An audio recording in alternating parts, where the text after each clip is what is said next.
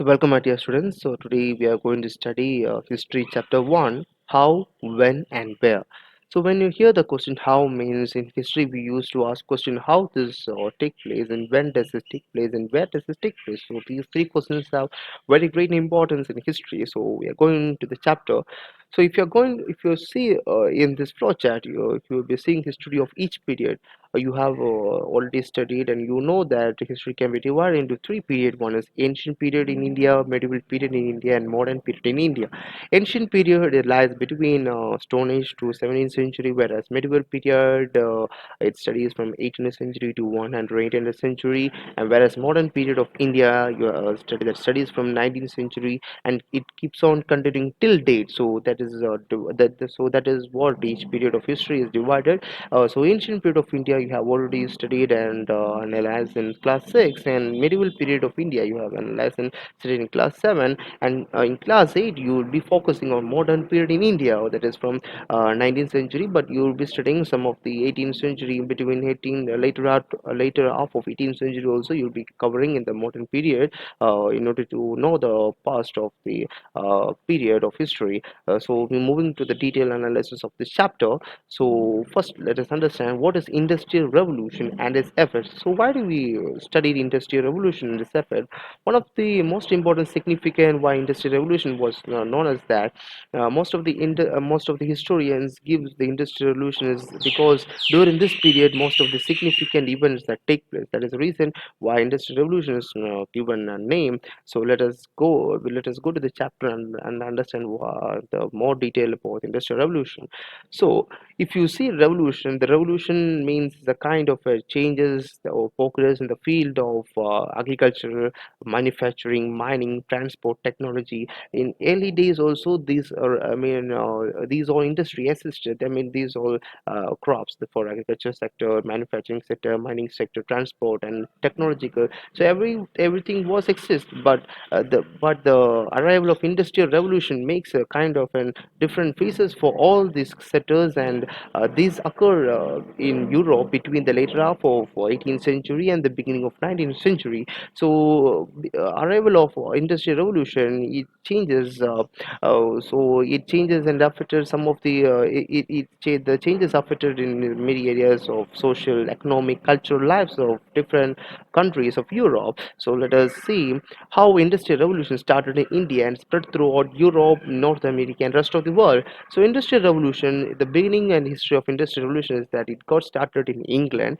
and is finally it's got spreaded in Europe, North America, and rest of the world. And even it came to India, we'll be studying more in the coming topics what we are going to cover. So as a result of industrial revolution in England's industrial production increased. So what happened is that when a production get increased, in a production get increased in a country, the country stops the other commodities which is being imported from other countries. So in the same way, England stopped the other products, goods and service products which is from outside what they're purchasing, and they try to purchase. They try to produce all the necessary item what they needed within their country. So what happened is that when they try to produce more and more in bulk, bulk means within a fraction of 1 hour they are able to produce more commodities, which they can make goods and services with human made. If for one product, if human made resources can produce within 2 days, they are able to produce the 2 days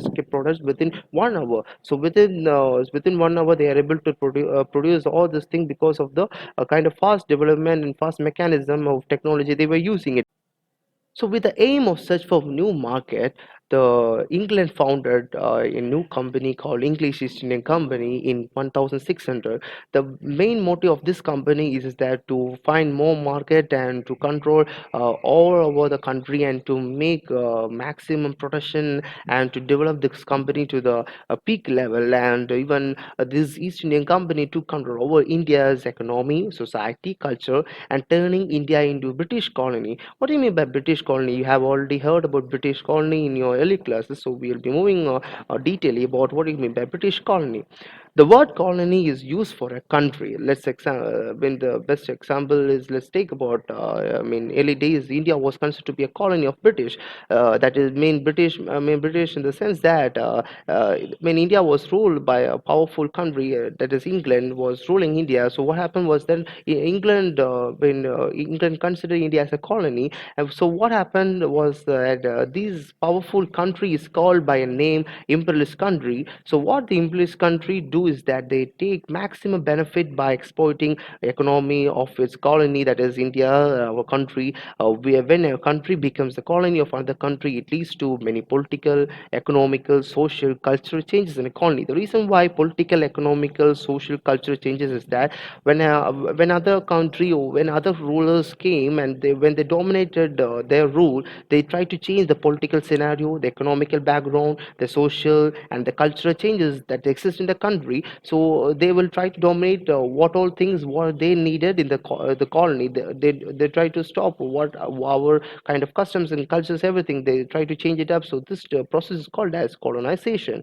So following the industrial revolutions, what happened is that various type of competition began among European powers. European powers means it's not about East Indian Company. There are various n number of European powers. So they try to have different competition. So since East Indian Company was, ruling India, so they try to make more colonies in India and try to make more colonies in India and try to make maximum exportation of the people. So gradually, what happened was that India becomes under British rule, and India was not able to. The Indian leaders, the Indian rulers who was ruling those period, lost all the powers, and India and the British the British overtook all the powers, and British was ruling India. So so how this take place is that after the victory in Battle of Parsi in 1757, so all the control come under the English East Indian Company, and what that does is that, or since they have political power and political control over India, so they occupied all the Indian subcontinent and become a, and this become a part of British colony, and British rule in India about 190 years, that is from 1757 to 1947. 1947 we got independence. So 190 years they rule India, that is from 1757 to 1947 they ruled India. So English East Indian Company, they came to India as a trading organization, and even though they come as a trading organization, gradually they started controlling and they took master over the Indian subcontinent. While British policies of uniform centralized administration, economic policies, and uniform laws. So when the British try to the British try to make out all the kind of different rules and regulation to Indian peoples, the Indian people was not able to follow, and India was against all type of rules and regulations and kind of policies framed by British. So what happened was that India and the people and the freedom fighters, they tried to unite together, and people of the nation all planned to unite together. So gradually, what happened was that this united together in these all the people started united together, and finally after 1757, for the first time, many provincial rulers of India supported people who was uniting together and revolt against the British in 1857. That was we will be studying the revolt of 1857 was suppressed. But before the revolt is the people living in different regions have their own kind of agitation and kind of agitation, and wanted to have overthrow the British with a thought of great love towards the nation and desire to be independence. So for the first time, because foreigners, all the people came together and unite together, and it is known as nationalism. Nationalism means towards love towards a patriotism or love towards a nation. So all the people unite together because of British during those period, and all the people were against the British law. Following the revolt of 1857, there was a transfer of power from East Indian Company to British Crown. So gradually what happened was that India came under direct rule of British government after the revolt of 1857. But in 1947, after a long struggle, finally India got independence from the British rule. So let's so even though India got independence from 1947, we'll be studying what take place in 18th and what take place in 19th century. So first, let's study what take place till 18th century. India was a major exporter of cotton and silk textiles. However, the main purpose of East Indian Company was to promote only their trade products, not any other country's trade products. So what happened was that after Industrial Revolution, cotton and silk textiles became one of the most important English products. And by 19th century, when India was under British rule, cheap English textiles were imported to India from England, and the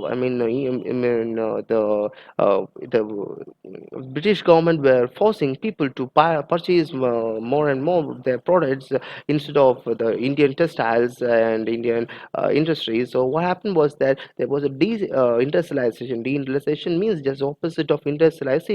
And Indian markets, what all textiles, silk produced, when India was not able to sell in the markets, and the industrialization got stopped and it got destroyed altogether. So what happened after a period of time, the capitalism emerged in the basic economy, and the only motive of British was to make profit, and the profit was the motive of imperial powers. And let's going to see we are going to see in this topic, that is British rule, Indian subcontinent, and British India. We have already seen how British rule was dominating India, and how they acquired the Indian subcontinent, how they dominated Indian subcontinent. And now we are going to study what is British India and how British India the name got importance, and how this name got emerged. So Indian subcontinent includes India's neighboring countries such as Pakistan, Bangladesh, Bhutan, Nepal, Maldives, and Sri Lanka. So almost like a continent, and its geography features are different from rest of the Asias. So it is surrounded by three water bodies, as we all know: the Bay of Bengal, the Indian Ocean, and the Arabian Sea. And there is no fixed borders or boundaries at that time between our country and the neighborings like Afghanistan, Nepal, Burma, now known as Myanmar, and among the other nations like Pakistan, Bangladesh. Pakistan came into existence during the last days of British rule, the time of 1947. Bangladesh, earlier known as East Pakistan, achieved nationhood in 1971. So we are going to analyze how the national boundaries of boundaries of British India, and how were the kind of the map during the British India. During those period when British rule was going on, different state was ruling in different part of India. So when the British came to strong political power, they destroyed all the state, and they tried to rule in four basic territory. The first territory is British territory, second is Nizam's territory, and third is Mysore territory, and fourth is Maratha territory. So based on this four territory, the British rule dominated all the kind of rule within their political power towards this four territory. And this is how the name British India got originated. So you can see the map. So British territory is marked in a green color, whereas Nizam territory is marked in a orange color, and Mysore territory is marked in a blue color, and Maratha territory is marked in a pink color. So these are the colors used for the map, and you can see some of the neighboring countries like Afghanistan, my China, Tibet. So these are all countries we were able to see in the map itself. So next, moving to next, that is importance of dates. So why should we study importance of dates as a student? The reason why we need to study importance of date is that if you do not know the date of the past, we will not be able to point out which is that particular period. For example, we have studied that the period can be classified into two. One is BC, that is before Common Era, that is before the Christ's birth, and after the Christ era, that is common. There is a Common Era and before Common Era. So BC and CE, divide. The kind of century into two. So when something happens as a process over a certain period of time, rather at a particular point of time, it is difficult to fix precise date of them. We cannot fix one single date date when British rule was established, national movement started, which are the most important changes took place within the country of a society. We cannot tell the exact date during this period because it's all kind of an BC and C. So so it is a so these all happen over a stretch of time, and we can refer a span of time and a approximate period over which these particular changes became visible. British rule in India. All the Asian societies were seen at a lower level of civilization than Europe. The British themselves, as a people who could civilize India by introducing European manners, art, institution, and laws in India, because India was not capable of progress without the help of British. British rule in India represents all the forces of progress and civilization. While before the British rule, this period was darkness. That is, before the arrival of British, it was the period was seemed to be darkness. And if you see the periodization that we already seen in the first beginning of this chapter, that is the period can be divided into three. One is ancient period, the medieval period, and modern period. So these period have different importance, and we are studying right now the modern period. And the modern period is associated with the growth of economic system, science, politics, value like liberty and equality. So under British rule, what happened was that people do not have equality, freedom, or liberty, and also there was no economic growth and progress during the British rule. So this division also has its problem, but we are generally accepted it to study the history of India. Next, we are going to see sources of modern Indian history. Modern Indian history sources can be viewed through three different type of sources. The first four sources is through administrative sources, second is through not administrative sources, and third is through other sources. So moving to the first sources, that is sources means administrators are written records of the British rule in India and prepared by the administrators, officials, and historians appointed by the colonial government. These are mainly of two types. One is official records and surveys. So administrative sources means it is all record. It's all written record of British rule and is prepared by administrators, officials, and historians. And we are going to see which are the different type of administrative sources. The first type is official records. So official records means official records are the records created by the British administration. And in this record, the most important most important sources of information we are able to get is every instructions, plan, policies, decision, agreements, and investigation done by the British administration, and the British administration will be all recorded in this official record. And these records will be recorded in room, and this will be preserved, and mostly this will be preserved in archives and museums, and there were separate museums were set up for preserving these records. And we'll be able to view more of this administration, and administration of this record. This recorded preserved everything in the in the years of 19th century, and still we can read. We can read and refer these type of records even now in the archives and everything. And during those times, provincial administration was one of the important important type of official records where we'll be able to get more information about the district official prepared reports and notes prepared by district officials, and various instruction and various instruction and various other kind of secret documents. Everything will be recorded in the provincial administrations, and it is all written in beautiful language, beautifully. It was all written in very beautiful. It's called as calligraphist, very beautiful written. And by the middle of 19th century, this got spread off by printing. Several copies of these records were printed and handed over to the each government department. So that is regarding official records. And now moving to the surveys. If you see surveys, these were the surveys given. Surveys means surveys were given more importance by British government because during the time of British government, it was believed that for the betterment of people and to have a good administration process, British government used to do more surveys at the early ages. I mean early 19th centuries. A detailed survey is being carried out, and if you see, if you have seen the map, I mean the British government has divided into four territory, and based on the four territory, I mean British government were having a detailed survey. The reason why they used to conduct survey, the survey they used to conduct in villages. The purpose was to know about the topography, soil quality, plants and animals of different locality, beside their histories and cropping patterns. All the facts are necessary to administer the region from the end of 19th century.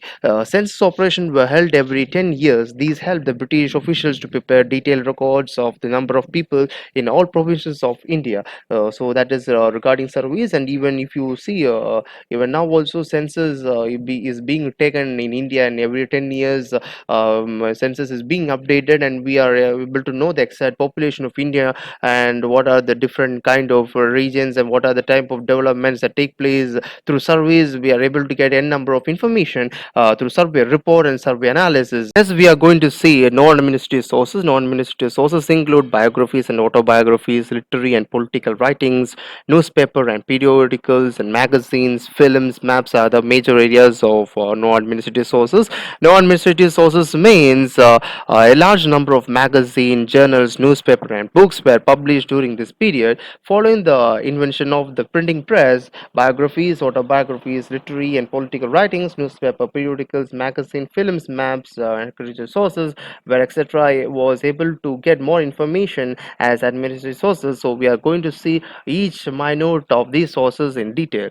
Okay, first moving to the first minute detail, that is biographies and autobiographies. So we have heard about biographies and autobiographies, and we have studied in English to how to what is the difference between biographies and autobiography. Biographies means it is already written by, it is already written, it is already written document about some of the people or some of the famous leader by someone, whereas autobiographies means the person himself will be writing about his lifespan, or what all experience he gained in his life. So that is about autobiographies, and several autobiographies were written written during those period by ordinary people and famous writers and very talented women also. They used to write up, and some of the people used to criticize during those period regarding the autobiographies and the social differences between the men and women. This is about literary and political writings. During those period, literary and political writings were one of the important sources of information. Even now also,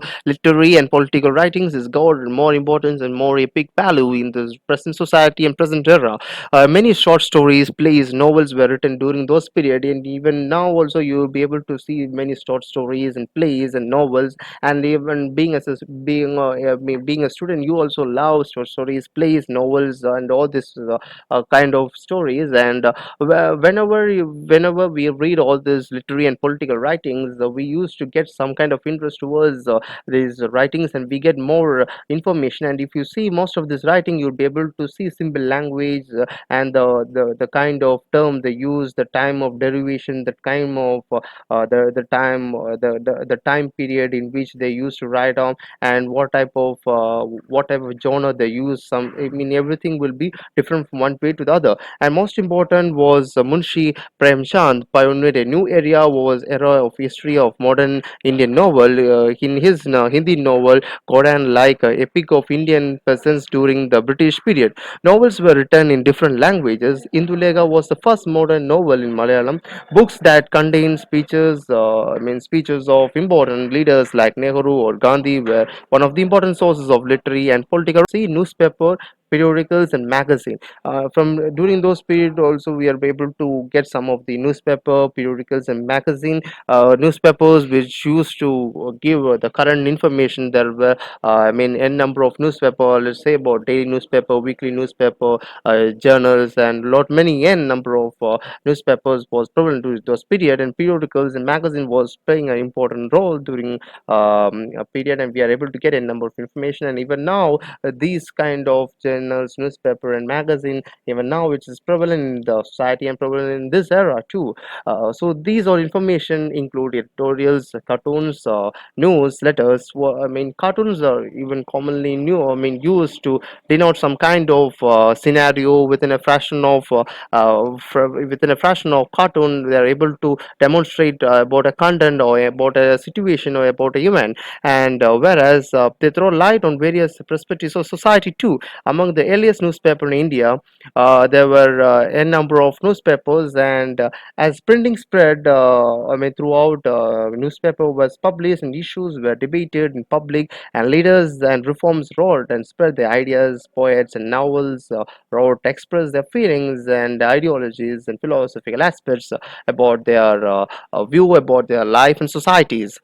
Not just about the films, is films was also contributed more about I mean, how to know more about the sources of information that we are able to get. If you see some of the epic films, you are able to get some of the films which has taken the life of Gandhiji, the making of Mahatma and Mangal Pandey as one of the some of the historical, I mean, some of the historical movies alike. And if you're seeing, most of the movies are coming out based on the true leaders, and if you see all these, some of the movies or films create some of the yeah, I mean, some of the lives of the leaders, how they lived and what are the political aspect and how they were entered into the politics and how the lifespan and what are the difficulties and what are the tragic situations and how they were overcome. So all these were able to get I mean, information through the sources of films. And next, through maps,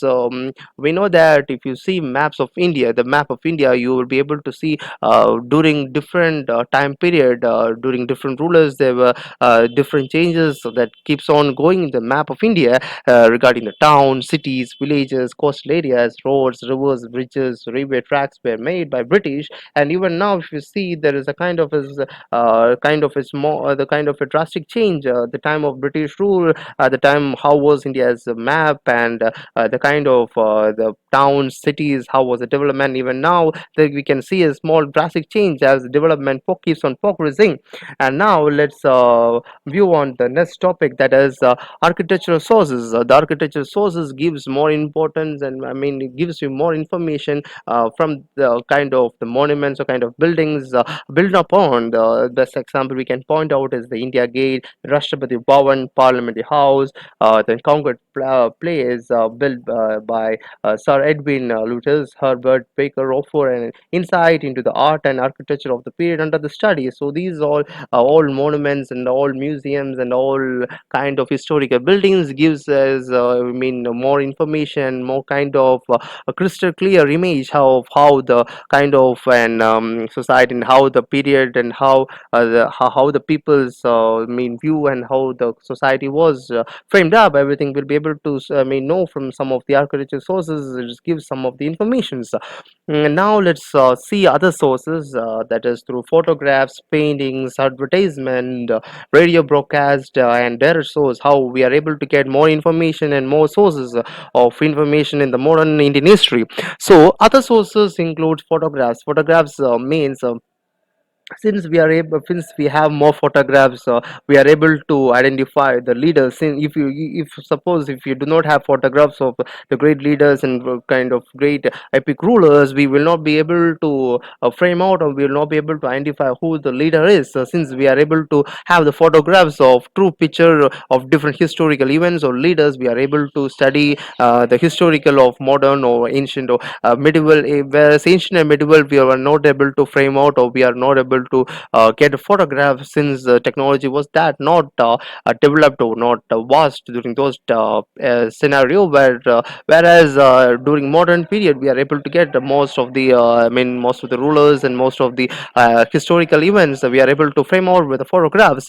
And next is regarding the paintings. India is if you see Indian history, India is blessed with a lot many artists, lot many people who are from regional and who are different from within the region. They have a different kind of art, artist talent who used to paint more, and there are different kind of paintings that was assist in India, and most of the paintings highlight the best painting that is noted in India was the Bharat Mata in different style, and reflecting progress of attitudes of Indian nationalists of this period. So paintings of various kind are very important sources of information, and each of the kind of artist's paintings gives us some of the unique features of his painting vision, and also gives us how the social background, and each paintings gives you more. If you see of each of the painting, you will be able to get some of the information, the view one person look, and the other person the view he understand will be something different. So that is regarding the paintings, and if you analyze the picture. So next is regarding advertisement. Even now you have advertisement, but in early days of the modern period, in the beginning of the 18th and 19th century, the advertisement was not that prevalent, but even those period, advertisement, it gives us kind of a product, so how they were made appeal to the people, and how the advertisement tried to capture and get the attention of the people. This is one of the advertisement listed out.